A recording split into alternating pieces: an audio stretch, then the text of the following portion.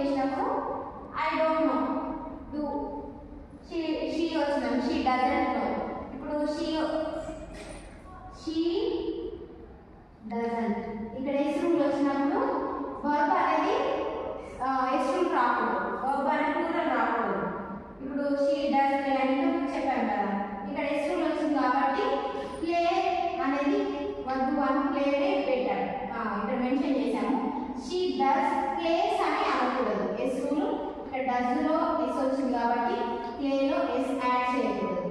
ఓకేనా, ప్లేస్ అనకూడదు, ప్లేస్ అనదు, ప్లే షీ డస్ ప్లే. ఓకేనా, this is all about the simple present tense.